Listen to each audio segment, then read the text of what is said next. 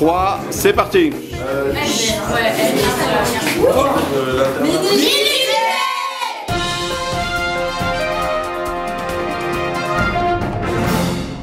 dans le 3e numéro du Mini JT de Saint-Christophe.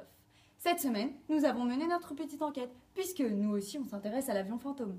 La disparition du vol MH370 de la compagnie Malaysia Airlines intrigue toute la planète depuis plus de 10 jours maintenant. Et oui, l'appareil fait parler de lui. Regardez. Alors selon vous, cet avion, où est-il? Moi je pense que l'aéroport de Malaisie a été maudit par un vaudou. Mais non, il est rentré dans un triangle surdimensionnel et il est dans un monde parallèle. En fait, moi je pense que l'avion il est allé sous l'eau, il s'est transformé en sous-marin et maintenant les gens ils sont retenus par des terroristes dans la cité perdue d'Atlantide. Honnêtement, je pense que de par la structure de l'avion, il a pu être utilisé par des terroristes ou un corpuscule autre pour je ne sais quelle raison, peut-être des attentats ou une future œuvre d'art qui serait exposée, j'en sais rien, je reste un peu dans le stress et dans le suspense. Politique maintenant. La Crimée, une petite région ukrainienne, à la suite d'un référendum, a opté pour son rattachement à la Russie. Cet événement suscite des tensions géopolitiques entre certains membres de l'ONU et la Russie. Cette annexion permettrait à la Russie une implantation militaire au sein de la Méditerranée, une situation qui pourrait s'avérer dangereuse d'après l'OTAN. Économie à présent. Les achats numériques concernant la musique ont un grand avenir.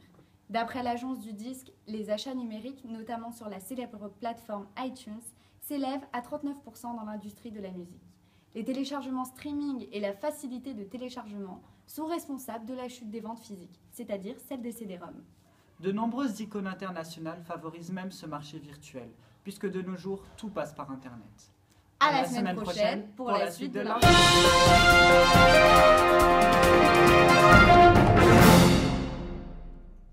Hello!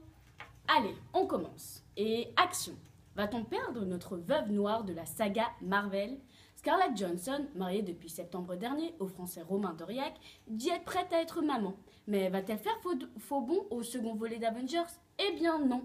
Lors d'une interview accordée au Huffington Post américain, Scarlett Johansson a dit que non, et nous sommes les plus heureux. Le prochain film où elle fera son apparition est dans Captain America 2, le soldat de l'hiver, qui sort le 26 mars. Rendez-vous dans les salles. 2. Prison, ouvre tes portes. Chris Brown a été envoyé en cure de désintoxication en novembre dernier pour gérer sa colère parce que les médecins pensent que Chris est bipolaire et qu'il souffre aussi de troubles de stress post-traumatique. Mais Chris Brown ne se tient pas bien du tout. Il a enfreint les règles de son centre de désintoxication, il ne devait pas toucher des patientes et il l'a fait. Il finit donc au trou. Il était déjà derrière les barreaux depuis vendredi dernier et ce jusqu'au 23 avril. Agression, direction prison. Comme Chris Brown lundi, Kanye West a été condamné à 2 ans de liberté surveillée, 250 heures de travaux d'intérêt généraux et 24 heures de thérapie pour gérer sa colère. Et oui, parce qu'il avait agressé un photographe à l'aéroport de Los Angeles l'année dernière. Clip, Taylor Momsen, alias Jenny Humphrey de Gossip Girl, avec son groupe The Pretty Reckless, a sorti son nouveau clip. Il est so hot. Et oui, il n'y a pas que Beyoncé qui montre son anatomie, Taylor aussi. C'est donc dans son dernier clip, Heaven Knows, qu'elle se montre dans le plus simple de ses tenues. Nouvel an en musique. Découvrez maintenant le top 5 du classement Spotify qui a été écouté lors de ce dernier nouvel an. En premier, on trouve Happy New Year de ABBA. En deuxième, Les Sardines de Patrick Sébastien. En troisième position, Happy 2 des various artistes. Get Lucky de Radio Edit Daft Punk en quatrième position. Et le cinquième, le décompte 60 secondes avant minuit des various artistes. Merci, c'était tout pour moi. C'était Spicer.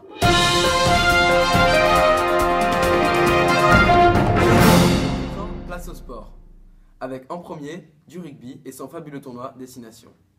Le tournoi s'est terminé récemment avec à la première place l'Irlande et l'Angleterre qui sont à ex-aequo.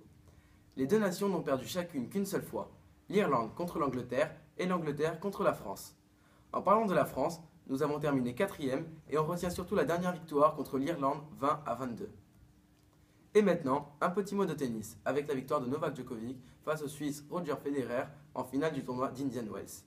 Le Serbe a eu un peu de mal au premier set car Roger s'est montré très efficace et dominant, mais Novak Djokovic a changé la donne par la suite afin de remporter le match. Score final 3-6, 6-3, 7-6.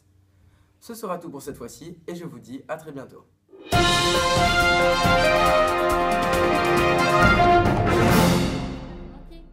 pour vous parler de culture.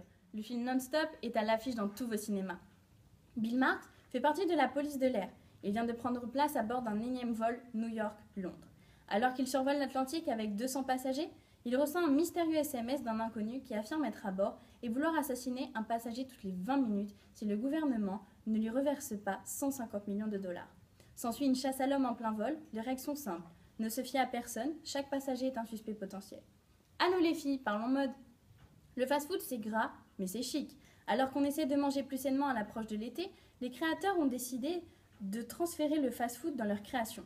À en croire les créateurs, faire ses courses en supermarché et manger de la junk food serait du dernier chic. Il suffit de regarder les défilés de Chanel. Alors mesdemoiselles, recyclez vos sacs en papier de fast-food et faites-en vos sacs à main. Les gens vous regarderont bizarrement. C'est que contrairement à vous, ils n'ont pas été touchés par la grâce de la mode.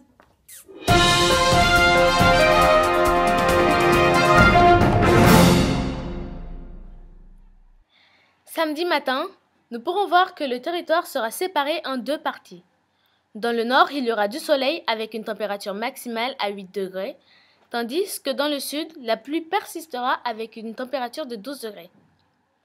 Et l'après-midi, un risque de grêle dans le nord-ouest, cependant des températures pas plus élevées qu'à 17 degrés. Dimanche matin, des averses dans l'est du pays. Ailleurs, le temps restera sec avec des éclaircies. Il fera 11 degrés, la température maximale en Corse.